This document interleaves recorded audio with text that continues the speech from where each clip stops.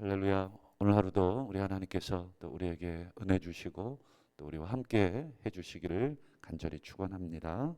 오늘 함께 보신 본문으로 십자가로 패하신 두 가지, 십자가로 패하신 두 가지라는 제목으로 말씀의 은혜를 잠시 나누겠습니다.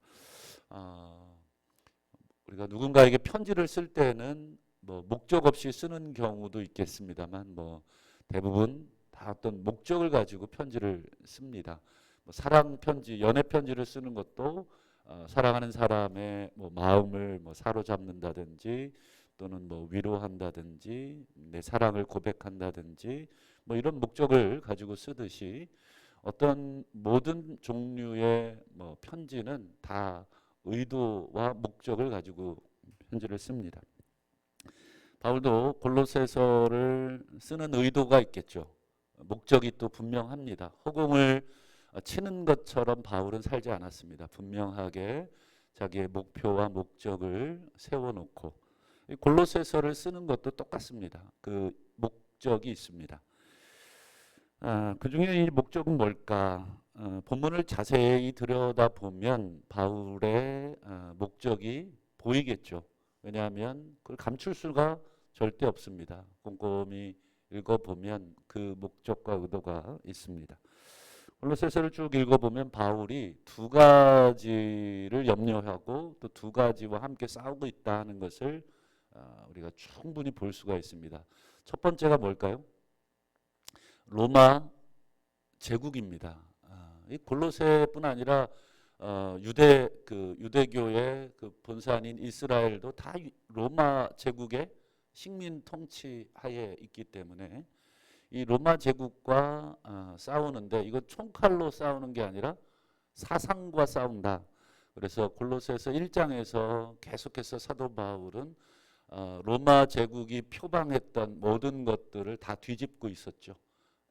황제의 형상이라든지 또 여러 가지 이 로마 제국이 추구하고 있던 가치관 그리고 사람들의 머릿속에다가 집어넣고 싶었던 어떤 철학들을 계속해서 예수님으로 바꾸는 작업을 했고요. 두 번째 바울이 싸우는 대상은 누구였을까요? 유대교이겠죠. 유대교. 사도행전을 우리가 쭉 보시지만 사도 바울을 격렬하게 반대했던 사람은 이방인들이 아니었습니다. 자기와 똑같은 동족이고 유대교를 믿는 사람들. 자기도 유대교의 누구보다도 열심이었고 바울은 유대교의 랍비였어요. 가말리엘 문화의 수제자. 그래 촉망받는 유대교를 계승하고 발전시킬 사람이 느닷없이 소위 말하면 개종을 한 거잖아요. 그러니까 그리고 그 개종의 내용도 유대교가 받을 수 없는 그런 내용들 이런 것들을 바울이 계속 전파하고 다니니 그 당시에 흩어져 있던 유대인들이 바울을 반대할 수밖에 없죠. 그래서 어쨌든 이 바울은 이 두 대상을 상대로 지금 싸우고 있는데 자 그러면서 우리 지난 2절에서 바울이 편지를 쓴 목적 내가 너희들을 보고 싶은 목적이 있다. 너희들에게 얼굴을 직접 보진 못했지만 이 편지를 통해서 너희들을 본 것과 진배 없다. 그리고 너희들을 보고 꼭 전해주고 싶은 그것이 있다. 2절을 한번 보시죠. 이는 그들은 이제 골로새 그 다음에 또 그 주변에 히에라볼리 또 라우디게아 이 지역의 이제 성도들이겠습니다. 자 그들로 마음의 위안을 받고 사랑 안에서 연합하여 확실한 이해의 모든 풍성함과 하나님의 비밀인 그리스도를 깨닫게 하려 함이다. 말이 굉장히 어렵습니다. 실제로 헬라어 원문을 찾아봐도 오늘 우리말 성경이 헬라어 원문을 거의 직역했다고 좀 보여지는데 이건 좀 설명이 필요합니다. 바울이 이 편지를 쓴 목적은 딱 한 가지입니다. 맨 끝에 깨닫게 하려고 그들로 깨닫게 하려고 그들은 너희라고 해도 되겠습니다. 골로새 교인들아 너희들로 하여금 깨달았으면 좋겠다. 뭘 깨달았으면 좋겠냐면 두 가지를 깨달았으면 좋겠다는 거예요. 첫 번째가 뭐냐면 확실한 이해의 모든 풍성함. 여러분 이런 말 잘 안 쓰기 때문에 아마 좀 어색하시죠. 확실한 이해의 모든 풍성함을 첫 번째 깨닫기를 바란다. 두 번째는 뭘 깨닫기를 바랍니까? 하나님의 비밀, 그리스도를 깨닫기를 바란다. 뭐 그리스도를 깨닫는다는 건 우리가 쉽게 이해가 되니까 통과. 그럼 첫 번째가 여러분 무슨 뜻인지를 조금 더 설명을 해야 됩니다. 확실한 이해의 모든 풍성함. 이 말은 이렇게 번역을 해야 여러분들이 조금 더 쉽게 이해가 되실 겁니다. 깨달음에서 오는 확신, 깨달음에서 오는 충만한 확신. 확신도 뭐 이렇게 쪼그라든 확신이 있고 반신반의, 그리고 꽉 찬 충만한 확신이 있겠죠. 뭐 누가 아무리 목을 졸라도 바뀌지 않는 확신. 근데 이 깨달음이라는 데서 확신은 온다는 뜻입니다. 여러분 어떤 것을 확신하고 계신다면 그게 깨달아졌기 때문에 확신을 하시는 거지. 나도 잘 모르겠는데 그러면서 나를 믿어 이렇게 말하는 거는 본인은 알겠죠. 야 이거 나도 못 믿고 나도 못 깨닫고 있으면서 믿고 있다는 말, 확신한다는 말을 내가 할 수 있을까? 양심이 있다면 사실은 잘 몰라 이렇게 얘기하겠죠. 그러니 여러분 확신이라는 것은 어디에서 오는 것입니까? 깨달음에서 온다는 것입니다. 그거를 먼저 사도 바울이 지적을 하는데, 그러면 우리가 궁금한 것은 깨달음에서 확신이 오는데, 확실한 이해의 모든 풍성함이 오는데, 그러면 이 깨달음, 이 확신은 그럼 어디에서 또 오느냐? 여러분 어디서 확신이 옵니까? 물론 진리를 깨달았기 때문에 확신도 오지만 사도 바울이 진짜 얘기하고 싶은 것은 진리를 깨달은 것뿐 아니라 그 다음 것을 같이 깨닫기를 원하는 건데, 그 2절을 다시 한번 보시죠. 그들로, 그 다음 보세요. 두 가지인데요. 두 가지를 통해서 확신이 온다는 거예요. 마음의 위안을 받고 사랑 안에서 연합함으로, 이것입니다. 문장 구조가 그렇게 되어 있습니다. 뭐 우리가 두 가지인데, 마음의 위안을 통하여, 두 번째 사랑 안에서 연합을 통하여 확신이 온다는 것입니다.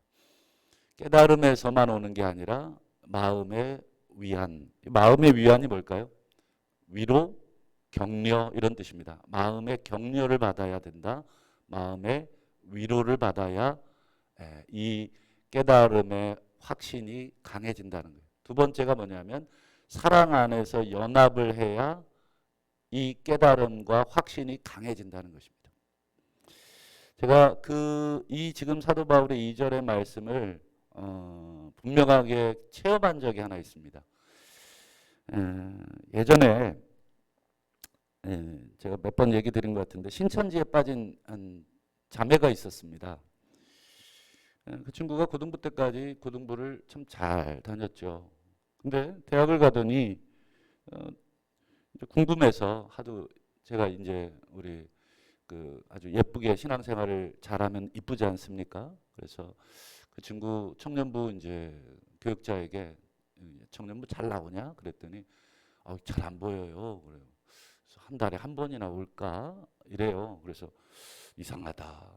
물론 이제 대학교 가서 적응하느라고 또 뭐 공부가 많아서 안 나오나 이렇게만 생각을 했어요. 근데 실제로 고등학교 3학년 때도 한 번도 예배를 안 빠진 친구였기 때문에 청년부 가면 더 여유가 있을 거라고 생각을 해서 그 말이 약간 의아해했어요.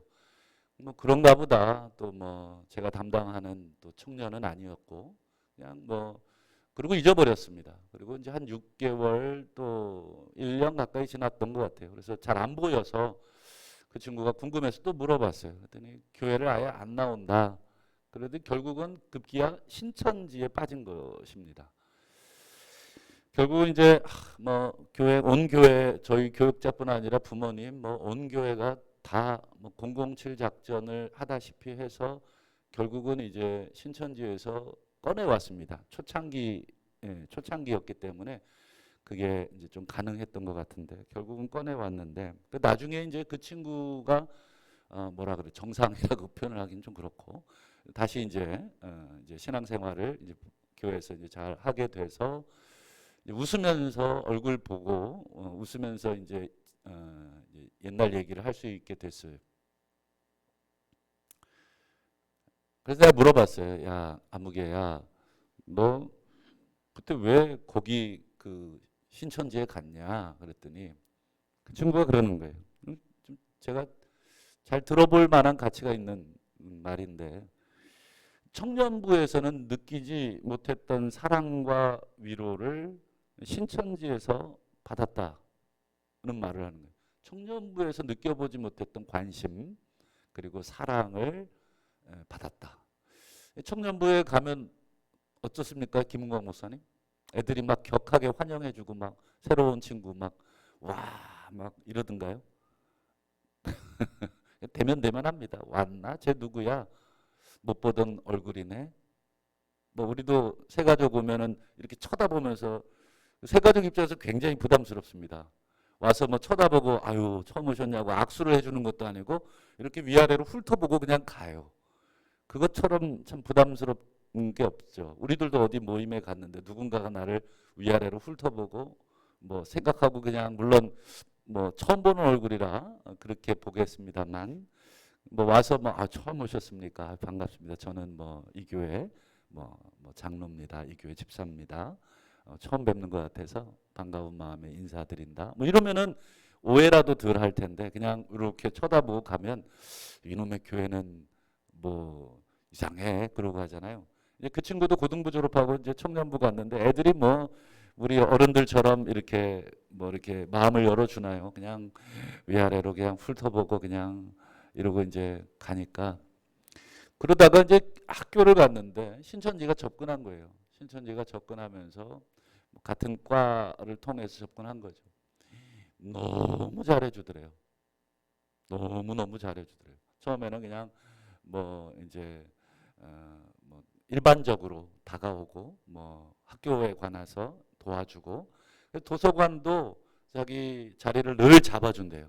아침 일찍 와서 그 자리 딱 잡아놓고 오라 그러고 이렇게 그러면 또 간식이랑 음료수 딱 세팅해놓고 공부 열심히 하라 그러고 그리고 이제 또 밥 사주고 그 다음에 과제 도와주고 막 그렇게 너무너무 친절하고 너무너무 그러더니 점점 본색을 이제 드러내는 거죠. 뭐 니네 교회 목사님 설교 어때? 그러면서 이제 목사님 설교를 하나씩 둘씩 비판하기 시작을 하고 비판을 처음에는 본격적으로 안 하고 니네 교회는 목사님이 이 부분을 어떻게 설명해? 어떻게 설명한 걸 뭐 들어봤겠어요? 중고등부 학생 때 대부분 그냥 중고등부 학생들이 성경에 그렇게 관심이 없죠. 몰라 뭐 글쎄 뭐 이렇게 대답을 했는데 이 친구는 이제 이 부분에 대해서 자기도 고민이라면서 니네 교회 목사님께 물어봐 달라고 마치 굉장히 궁금해하는 거죠. 사실은 다 의도를 갖고 있는데 이렇게 감춘 거죠. 그 친구가 뭐 청년부를 안 나오는데 물어보겠습니까? 이제 그렇게 이제 성경에 대한 호기심을 던져놓고는 점점점 이제 성경 공부 쪽으로 끌고 가고 절대 얘기하면 안 된다. 괜히 뭐 너네 교회 청년부에서 시간 뺏긴다고 싫어할 거야. 그러니까. 근데 이미 이 친구는 그 사람에게 마음을 확 줘버렸죠. 왜냐하면 뭐 사랑을 베풀고 관심을 베풀고 막 격려하고 뭐 자리 잡아주고 뭐 온통 그 마음이 청년부에서 경험하지 못했던 사랑과 그다음에 마음의 위안과 이런 걸 다 경험한 거예요. 이게 진짜 예수 믿는 사람의 모습이구나. 여기가 진짜구나. 이렇게 느꼈답니다. 그 친구 말이 그래요. 그렇구나. 제가 보고 그 친구와 이야기하고 느낀 게 한 가지가 있었습니다. 진리라는 것 때문에 사람이 다 믿을 수 있는 것은 아니구나. 정말 우리는 예수님이 진리라고 생각해서 막 열심히 전했잖아요. 김 과장, 김 대리, 예수님 믿어야 돼. 막 우리는 정말 진리라고 믿기 때문에 저 사람도 내가 설명해주면 믿을 거라고 생각을 했는데 깨달은 것은 진리이기 때문에 다 믿는 게 아니라 사람의 모습을 보고 믿는구나라고 하는 것을 깨닫게 됐습니다. 반대로 여러분 어떤 사람이 교회를 떠나는 경우 뭐 다 인터뷰를 할 수는 없었습니다만 야, 이 교회는 뭐 진리가 없어. 예수님은 내가 들어보니까 진리가 아니야, 가짜야. 이렇게 진리 때문에 떠나는 경우는 거의 못 보셨을 겁니다. 대부분 왜 교회를 떠나냐면 함께 신앙생활하는 우리들의 모습을 보고 사랑이 없어. 쟤는 뭐 사랑도 없고 뭐 내가 힘든데도 위로도 안 해주고 소위 사람들의 연약한 모습 뭐 대면대면하고 뭐 왔냐 맞냐 관심도 없는 그런 모습에 실망을 해서 떠난다 하는 것이 아마 대부분일 겁니다. 바울은 이 진리라는 것이 중요하지만 결국 이 진리가 진리되게 하기 위해서는 뭐가 뒷받침돼야 된다는 것을 너무 잘 알고 계셨습니까? 그렇죠. 이 진리를 믿는 우리들의 삶이 세상 앞에서 드러나지 않으면 우리가 아무리 보배를 갖고 있다 그래도 그들은 이 보배를 받지 않는다. 신천지에 빠졌던 애가 아무리 청년부 목사님이 야 여기에 진리가 있어 우리 청년부에서 예배해야 돼라고 아무리 진리를 얘기했지만 그 안에 멤버들을 통해서 그 진리를 믿는다는 사람들의 모습을 이제 그 친구가 뭐라 그러죠? 온전히 느끼지 못했던 그것 때문에 물론 그 친구에게도 문제가 있겠고 다 문제가 있겠지만 어쨌든 사람이라는 게 뭐 진리 때문이 아니라 그 진리를 믿는 사람들 때문이다.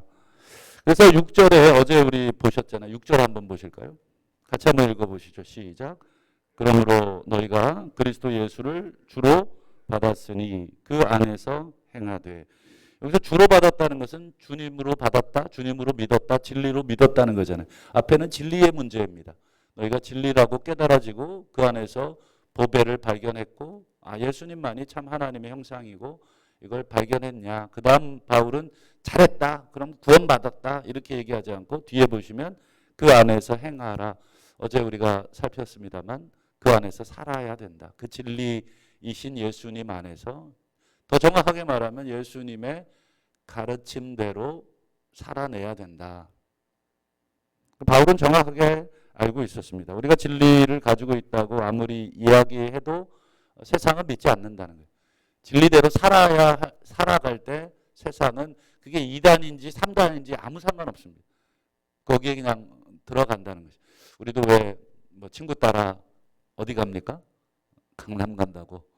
저 강남 가면 안 되는데 근데 친구 때문에 가는 거죠. 뭐 거기 안에 뭐 진리가 있고 뭐 저도 그랬던 것 같아요. 친구가 좋아서 아마 교회 다니기 시작하신 분들이 있죠.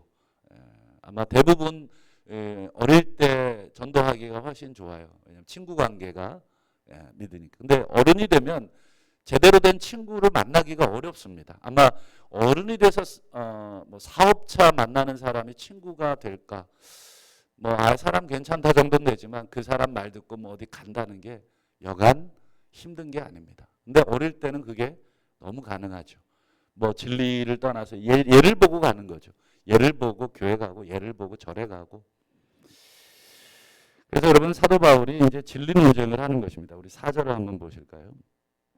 내가 이것을 말함은 편지를 쓰는 거죠. 아무도 교묘한 말로 너희를 속이지 못하게. 교묘한 말이 뭘까? 이 8절을 보세요. 철학과 속임수로 너희를 사로잡을까? 속인다는 거죠. 헛된 속임수죠. 그리고 이것은 사람의 전통, 세상의 초등학문이다. 바울이 지금 8절에서 두 가지를 다 공격을 하고 있는 것입니다. 첫 번째가 뭐냐면 로마 세계의 철학을 공격하고 있는 것입니다. 로마 제국의 철학, 로마 제국의 통치의 철학이 있습니다. 어제도 1장에서도 계속 얘기했지만 가이사를 정점으로 해서 로마의 평화를 이야기하고 가이사가 신의 아들이고 그래서 가이사가 번영을 주고 평화를 주고 행복을 주고 가이사가 온 만물의 머리라고 계속해서 쇠뇌를 시키죠. 그게 바로 세상의 초등학문이고 철학입니다.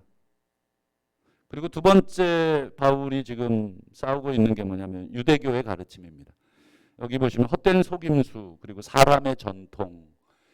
사람의 전통이라는 말 여러분 예수님이 사용하셨던 표현 중에 하나죠.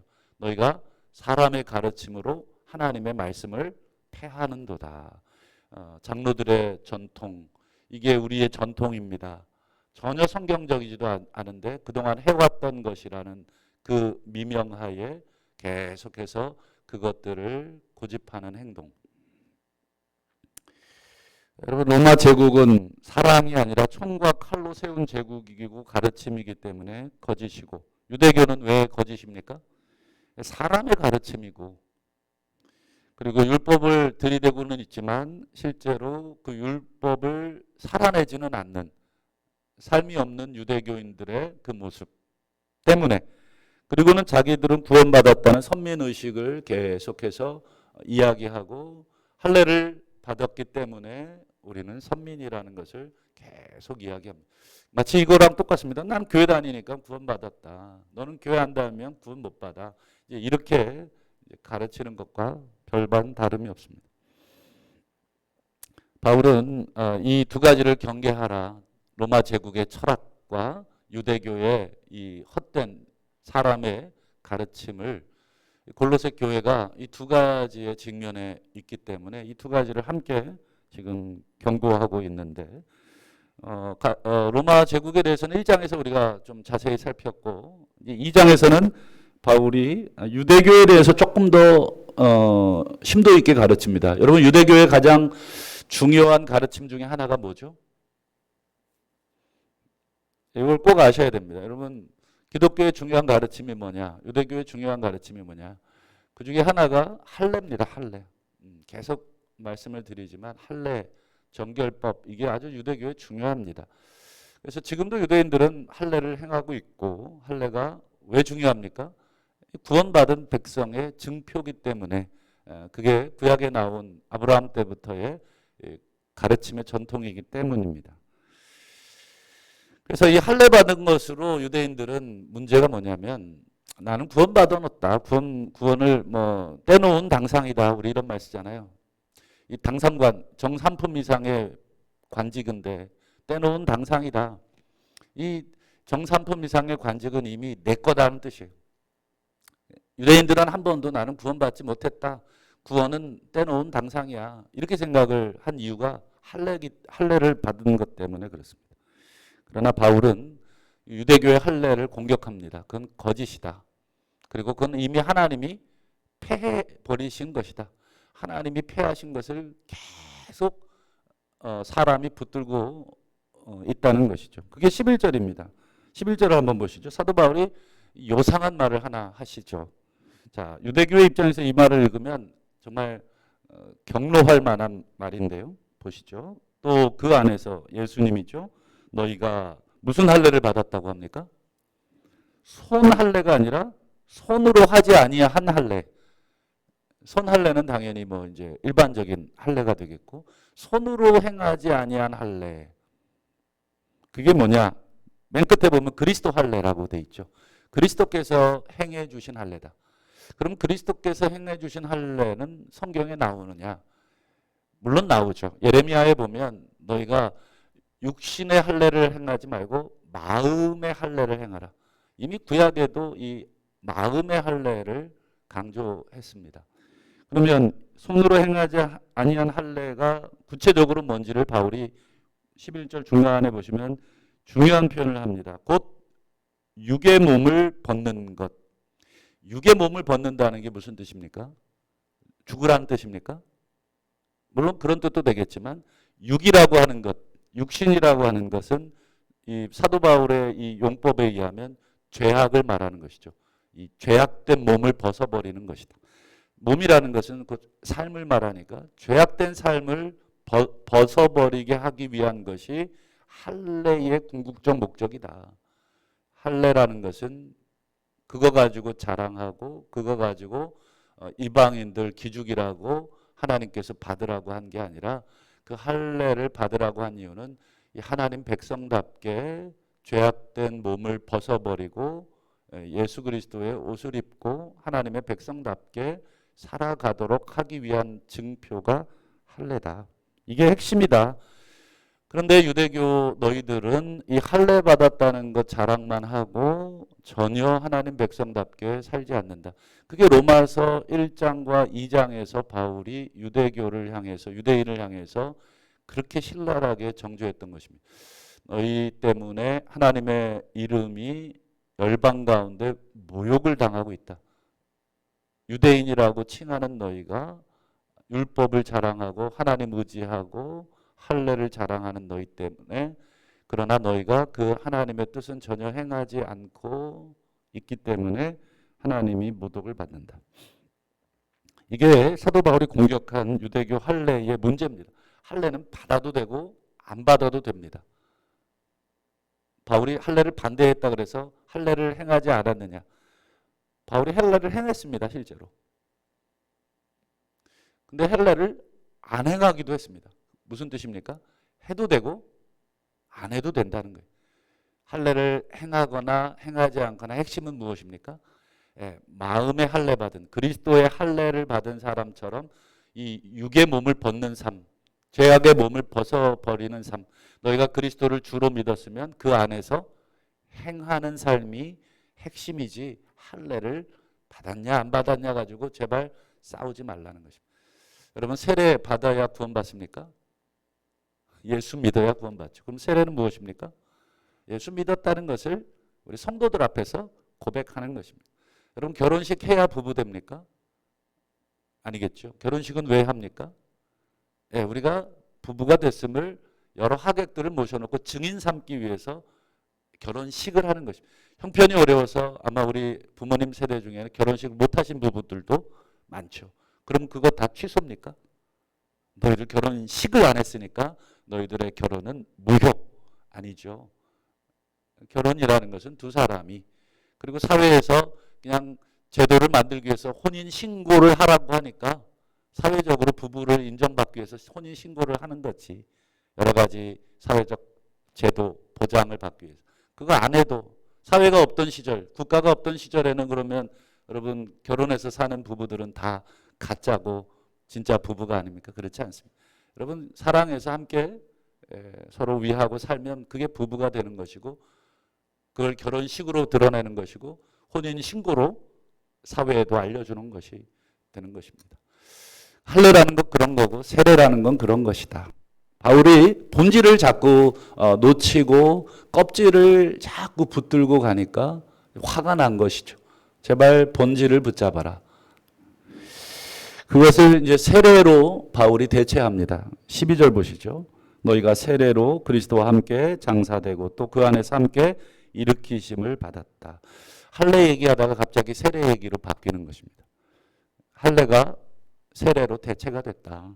근데 이 세례는 물 세례를 의미하는 게 아닙니다. 세례의 본질적인 의미는 무엇입니까? 내가 예수와 함께 죽고 새롭게 태어난 존재가 되었습니다를 내가 믿는 것이 진짜 세례다. 그거를 이제 식으로 표현하는 게 세례식이고, 그 식을 못하더라도 내가 이 사실을 믿는다 그러면 나는 세례받은 세례교인이 되는 것입니다.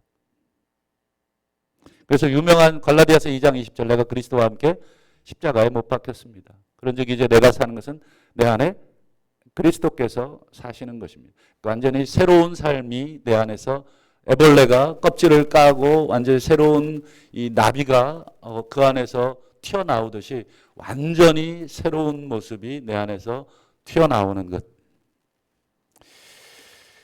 그러면서 14절에 바울이 이제 유대교의 할례가 기록된 구약의 증서에 대해서 얘기합니다. 보시죠. 우리를 거스르고 불리하게 하는 법조문으로 쓴 증서. 법조문으로 쓴 증서가 구약의 율법을 말하는 것입니다.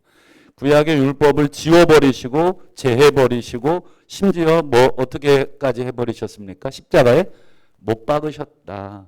여러분, 유대교가 그렇게 자랑하고 중요시하는 할례가 기록된 법조문으로 쓴 증서, 구약의 여러 율법 조항들에 할례가 명시되어 있거든요. 근데 그 할례가 기록된 그 법조문의 증서들을 하나님이 십자가에다가 못을 박아버리셨다. 폐지가 됐다.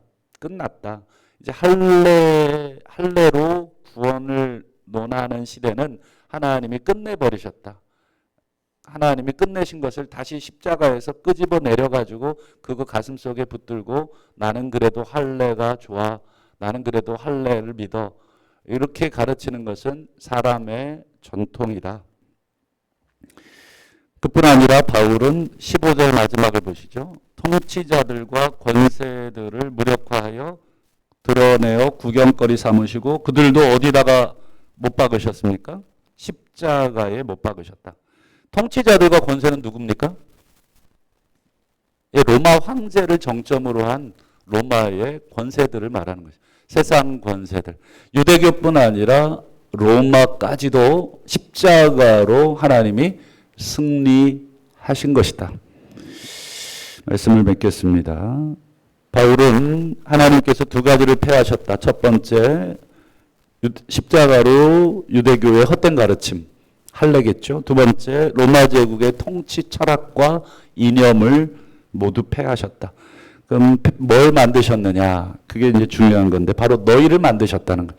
십자가를 믿는 너희, 새로운 인류, 십자가 인류를 만들었다. 너희는 십자가 인류가 되었다. 너희는 십자가 백성이 되었고 너희는 예수의 백성이 되었다. 그런데 그 예수의 백성은 예수를 진리라고 믿을 뿐 아니라 그 안에서 행하는, 아까 사도 바울이 마음의 위로를 받고 사랑의 연합을 통해서 하나님의 백성됨을 세상에 보여줘라. 바라기는 오늘 하루도 우리가 예수를 주로 받았으면 어떻게 예수를 주님으로 섬겨야 할지, 세상에서 어떻게 주님을 보여야 할지를 함께 고민하고 또 기도하시는 복된 시간, 복된 하루 되시기를 주님의 이름으로 축원합니다. 기도하겠습니다.